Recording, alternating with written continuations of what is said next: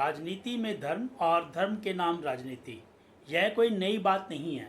यह आदि काल से चली आ रही है, महाभारत काल से चली आ रही है।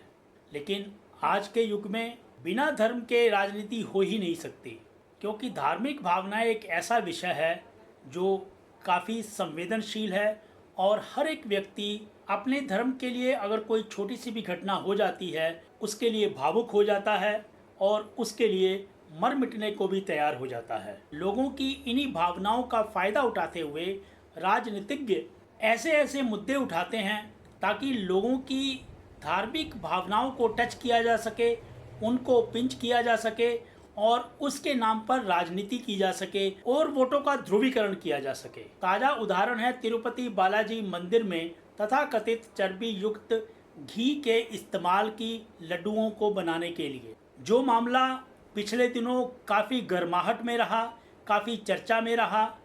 और इसकी शुरुआत हुई आंध्र प्रदेश के मुख्यमंत्री चंद्रबाबू नायडू के एक मीडिया को दिए बयान में, जो कि एक रिपोर्ट का हवाला दे रहे थे कि जो तिरुपति बालाजी मंदिर में घी सप्लाई हो रहा है उसमें सूअर की चर्बी पाई गई है, उसमें गाय की चर्बी पाई गई है, उसमें मछली के अंश पाए गए हैं।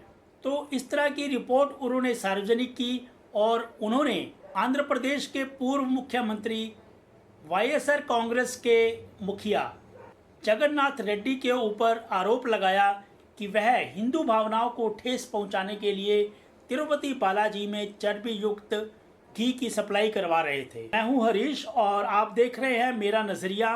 आज के एपिसोड में हम इसी मामले में चर्चा करेंगे कि ये मामला है क्या और आज इसकी स्थिति क्या है। जैसा कि मैंने बताया कि आंध्र प्रदेश के मुख्यमंत्री चंद्रबाबू नायडू, जो कि केंद्र सरकार में मोदी सरकार के सहयोगी भी हैं, यानी कि एनडीए के एक सहयोगी दल हैं, उन्होंने कुछ दिन पहले ही मीडिया में इंटरव्यू दिया और ये आरोप लगाया आंध्र प्रदेश के पूर्व मुख्यमंत्री जगन्नाथ रेड्डी, जो कि वाईएसआर कांग्रेस के मुखिया हैं, कि उन्होंने जानबूझ करके एक ऐसी कंपनी को कम रेट का घी सप्लाई देने के लिए टेंडर दिया जिस घी में चर्बी मिली हुई थी और इससे लाखों करोड़ों हिंदुओं की भावनाओं को ठेस पहुंची है। अब इस तरह का कोई एक मामला एक चीफ मिनिस्टर के द्वारा मीडिया रिपोर्ट में उजागर किया जाए तो हंगामा तो मचना ही था। उनके बयान आने के बाद सभी मीडिया चैनल्स, सभी अखबार, सभी हिंदू संगठन के नेता, सभी भाजपा के नेता और सभी नेताओं ने ताबड़तोड़ अपने अपने तरीके से इस मामले को पेश किया।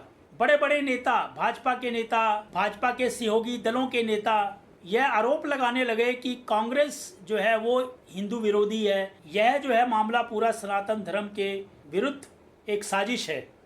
फिर तो कुछ ऐसा हुआ कि सभी लोग, सभी वर्ग के लोग इस मामले में कूद पड़े और सनातन धर्म को बचाने की गुहार लगाने लगे। कोई मुस्लिमों को कोस रहा था, कोई क्रिश्चियन को कोस रहा था, कोई कांग्रेस को कोस रहा था, कोई जगन्नाथ रेड्डी को कोस रहा था, कोई तो पूरे इंडिया गठबंधन को कोस रहा था। यानी कि हर व्यक्ति, चाहे वो साधु महात्मा हो, चाहे हिंदू संगठन के बड़े बड़े नेता हों, चाहे बीजेपी के नेता हों और चाहे एनडीए गठबंधन के नेता हों, हर एक व्यक्ति जो है वो सोशल मीडिया पर और बयानों के माध्यम से सनातन धर्म को बचाने के लिए गुहार लगा रहा था और ऐसा जताया जा रहा था कि जैसे किसी मुस्लिम ने यह साजिश कर दी हो, किसी क्रिश्चियन ने यह साजिश कर दी हो। यह भी लोग बताने लगे कि जगन्नाथ रेड्डी तो एक क्रिश्चियन है, तिरुपति बालाजी मंदिर बोर्ड के जो चेयरमैन हैं उनको भी लोग क्रिश्चियन बताने लगे। और ऐसा भी कहीं से रिपोर्ट आने लगी, लोग फर्जी तरीके से कुछ सोशल मीडिया पे शेयर करने लगे कि वो जो कंपनी जिसको कि यह टेंडर दिया गया था घी सप्लाई करने का, उसमें ज़्यादातर लोग जो हैं मुस्लिम कार्यरत हैं, इसलिए चर्बी वाला घी सप्लाई किया गया तिरुपति बालाजी मंदिर को जानबूझकर, ताकि हिंदुओं की भावनाओं को ठेस पहुंच सके, उनकी भावनाओं को क्षति पहुंच सके और सनातन धर्म को नुकसान पहुंच सके। यानी कि चंद्रबाबू नायडू का एक बयान पूरे देश में एक दूसरे के प्रति घृणा पैदा करने के लिए काफ़ी था। यानी कि इससे पूरे देश में एक घृणा का माहौल उत्पन्न हो गया।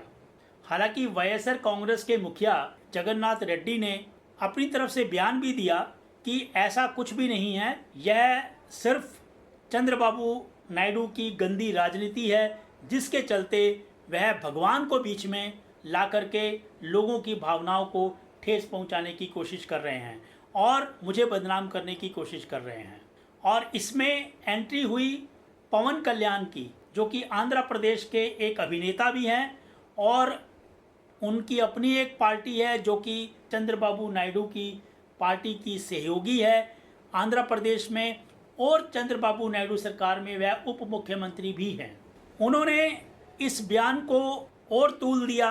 वो अपने आप को सनातन धर्म का सबसे बड़ा रक्षक स्थापित करने में लग गए, मंदिरों की सफाई करने में लग गए, जबकि उनका एक वीडियो यह भी वायरल हुआ कि वो बीफ खाने तक को बुरा नहीं कह रहे थे। देखा जाए तो ये पूरा का पूरा मामला एक राजनीति से प्रेरित था और यह सिद्ध भी हुआ। और यह सिद्ध हुआ जब यह मामला सुप्रीम कोर्ट पे पहुंचा।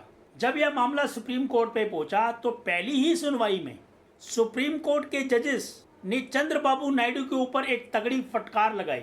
जब तथ्य प्रस्तुत किए गए सुप्रीम कोर्ट के समक्ष, तो उसमें बताया गया कि जिस सैंपल्स की वो रिपोर्ट प्रस्तुत की गई थी, उस सैंपल्स में तो लड्डू बने ही नहीं, यानी कि उस घी का इस्तेमाल ही नहीं हुआ।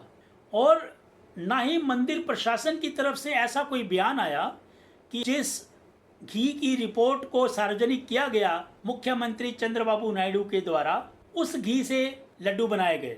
यानी कि मंदिर प्रशासन की तरफ से ऐसा कोई बयान नहीं आया था। जबकि मंदिर प्रशासन की जो कार्यशैली है उसमें यह है कि जो भी घी आता है उसको लड्डू बनाने से पहले, यानी कि इस्तेमाल से पहले उसकी जांच होती है। और जिस फैक्ट्री से घी आता है, जिस कंपनी से घी सप्लाई होता है, वो अपनी भी एक टेस्ट रिपोर्ट उसके साथ संलग्न करते हैं। तो इस घी की जो बात की जा रही है, चंद्रबाबू नायडू जो रिपोर्ट सार्वजनिक कर रहे थे, वह वही रिपोर्ट थी जो कि इस्तेमाल करने से पहले उसको टेस्ट किया गया था। तो जब उसको टेस्ट करने के बाद ये पता चल चुका था जुलाई में कि इस घी में ये अंश पाए गए हैं, यानी कि मछली के और बीफ के या दूसरी चर्बी के, तो उस घी को इस्तेमाल नहीं किया गया था। और उसके बाद चंद्रबाबू नायडू सरकार ने इसके ऊपर एक जांच भी रख दी थी एसआईटी की, क्योंकि जो रिपोर्ट सार्वजनिक की गई उसमें यह क्लियर कट नहीं लिखा था कि इसमें चर्बी है। उसमें यह डाउट क्रिएट किया गया था कि ऐसा हो सकता है, यानी कि यह स्पष्ट नहीं था कि इसमें जो चर्बी बताई गई है उसके अंश हो सकते हैं, केवल आशंका जाहिर की गई थी और इसकी अभी पुष्टि होना बाकी है। जबकि चंद्रबाबू नायडू, क्योंकि उनको राजनीति करनी थी और राजनीति भी ऐसे मौके पर करनी थी कि देश में 2 राज्यों में चुनाव हैं, हरियाणा में और जम्मू एंड कश्मीर में, और इस बात से भी इनकार नहीं किया जा सकता कि चंद्रबाबू नायडू को केंद्र की भाजपा सरकार की तरफ से संकेत मिला हो कि इस रिपोर्ट को सार्वजनिक कर दो मीडिया के मार्फत, ताकि हंगामा मचे और हम लोग आरोप लगाएं कांग्रेस पर और इंडिया गठबंधन पर, और हिंदुओं के वोटों की तुष्टीकरण हो सके, उनका ध्रुवीकरण हो सके। जैसा कि मैंने कहा कि आज की दौर की राजनीति में ऐसा ही हो रहा है। हमने लोकसभा चुनाव में भी देखा, राम के नाम पर राजनीति, मंदिरों के नाम पर राजनीति, मस्जिदों के नाम पर राजनीति, यानी कि धर्म के नाम पर और धार्मिक भावनाओं के नाम पर, धार्मिक मुद्दों के नाम पर राजनीति हावी है। जबकि हमारा लोकतंत्र, हमारा संविधान इसकी इजाज़त नहीं देता। चुनाव आयोग की तरफ से भी स्पष्ट निर्देश रहते हैं कि कोई भी अपने चुनावी अभियान में जाति के नाम पर, धर्म के नाम पर वोट नहीं मांग सकता। लेकिन ना तो ये नेता मानते हैं और ना ही चुनाव आयोग कठोरता से ऐसे नियमों को पालन करवाने में सक्षम है, और ना ही वो करता है। क्योंकि अभी भी भाषणों में देखिए, चाहे वो योगी जी हों या फिर राहुल गांधी हों या मोदी जी हों या अमित शाह जी हों, वो बात बात पर हर भाषण में राम मंदिर, राम का नाम, वक्फ बोर्ड, मुस्लिम, जातियों का, पिछड़ी जाति, तुमने पिछड़ों को बर्बाद कर दिया, तुमने पिछड़ों को मौका नहीं दिया, तुम केवल जाति की राजनीति करते हो, इस तरह के आरोप प्रत्यारोप एक दूसरे के ऊपर लगाए जाते हैं, जबकि यह सिर्फ एक राजनीति है। तो मैं वापस उस मुद्दे पर आता हूँ कि सुप्रीम कोर्ट में जब यह मुद्दा लाया गया तो यह पता चला कि यह रिपोर्ट तो अभी अधूरी है। सुप्रीम कोर्ट ने चंद्रबाबू नायडू को डांट लगाते हुए ये कहा कि जब एसआईटी आपने गठित कर दी और इस विषय पे जांच जारी है तो आपने इस रिपोर्ट को सार्वजनिक क्यों किया? आपने इस रिपोर्ट को सार्वजनिक करके लोगों में धार्मिक भावनाओं के ऊपर भड़काने का काम क्यों किया, जिसका चंद्रबाबू नायडू के वकीलों के पास कोई जवाब नहीं था। तो सुप्रीम कोर्ट के जजों ने तो यहाँ तक कहा कि जो प्रदेश सरकार की एसआईटी है, क्या वो निष्पक्षता से जांच करने के लिए सक्षम है इस मौके पर, जबकि यह स्पष्ट नजर आ रहा है कि इस मामले में केवल और केवल राजनीति की गई है।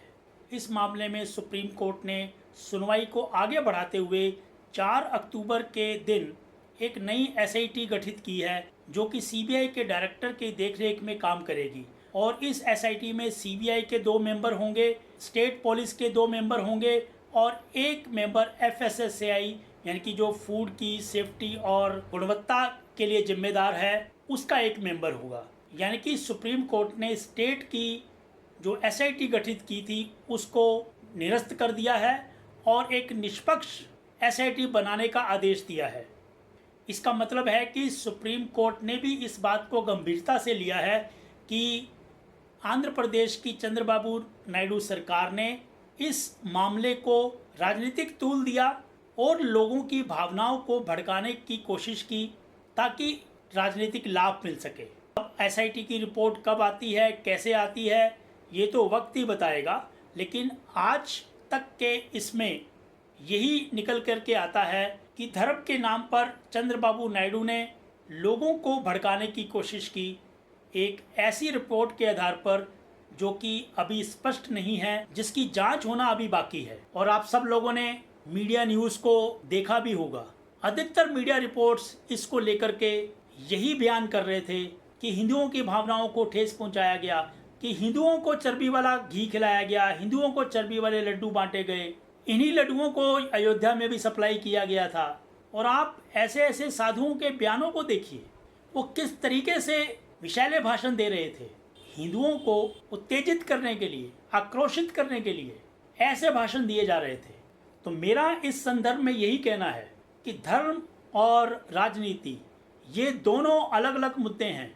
इन दोनों को एक दूसरे के साथ नहीं जोड़ना चाहिए। कोई भी व्यक्ति, कोई भी नेता, उसको यह अधिकार नहीं है कि वो धर्म के नाम की राजनीति करे और धर्म के नाम पर लोगों को भड़काए। तो मेरे नज़रिए के अनुसार चंद्रबाबू नायडू जी को इस्तीफा दे देना चाहिए। उन्होंने ऐसे भड़काने वाला काम किया है, लोगों को उकसाने का काम किया है।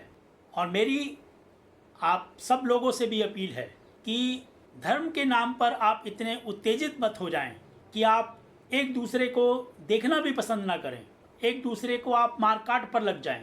कई हिंदू संगठन कह रहे थे कि अपने हथियार तेज कर लो, हथियार लेकर के चलो, अब समय आ गया है, हमें अपना बचाव खुद करना है। तो इस तरह के बयान दिए जा रहे थे। और जब मारकाट मचती है तो ना तो ये सरकार काम आती है और ना ही कोई पुलिस काम आती है। इसका नज़ारा हम गोधरा मामले में भी देख चुके हैं, इंदिरा गांधी की हत्या के बाद सिख दंगों में भी देख चुके हैं, और भी ऐसे कई घटनाएं देख चुके हैं। जब आपस में इस तरह का आक्रोश फैलता है तो आपस में अड़ोसी पड़ोसी जो सदियों से, बरसों से साथ में रह रहे हैं, वह भी एक दूसरे के जान के प्यासे हो जाते हैं, एक दूसरे के खून के प्यासे हो जाते हैं। हमने दिल्ली दंगों में भी देखा, हमने वेस्ट बंगाल दंगों में भी देखा, हमने मुजफ्फरपुर दंगों में भी देखा, गुजरात दंगों में भी देखा। तो हम सबको इन नेताओं के ऐसी बयानों से खुद को अलग करना है, चाहे वो किसी भी दल का हो, किसी भी राजनीतिक दल का हो। ये नेता आपको तो धर्म के नाम पर उकसाते हैं, आपके बच्चों को धर्म के नाम पर हथियार उठाने और आंदोलन करने के लिए प्रेरित करते हैं, लेकिन इनके खुद के बच्चे विदेशों में पढ़ रहे होते हैं, वहाँ डिग्रियाँ ले रहे होते हैं, या फिर बड़े बड़े शहरों में बड़े बड़े स्कूल्स और कॉलेजेस में पढ़ रहे होते हैं, और या फिर ये नेता बन कर के आप ही के बच्चों को भड़का रहे होते हैं, उकसा रहे होते हैं। कभी आप लोगों ने इन नेताओं के बच्चों को झंडा लेकर के किसी आंदोलन के फ्रंट पे आकर के लीड करते हुए देखा है? शायद नहीं देखा होगा।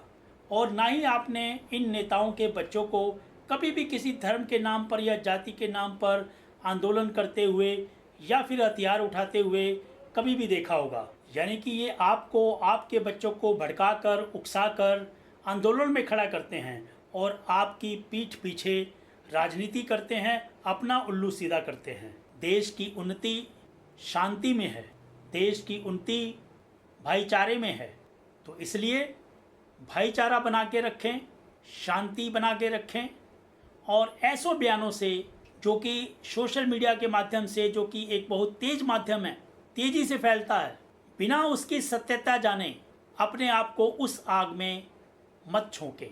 मेरा यह निष्कर्ष, मेरी यह अपील अगर आपको अच्छी लगी हो, अगर मेरे नज़रिए से आप इत्तेफाक रखते हों, तो इस वीडियो को लाइक करके अधिक से अधिक शेयर करें। मेरा मकसद केवल और केवल देश में शांति, सामाजिक और धार्मिक सौहार्द बनाए रखने में है। धन्यवाद। जय हिंद।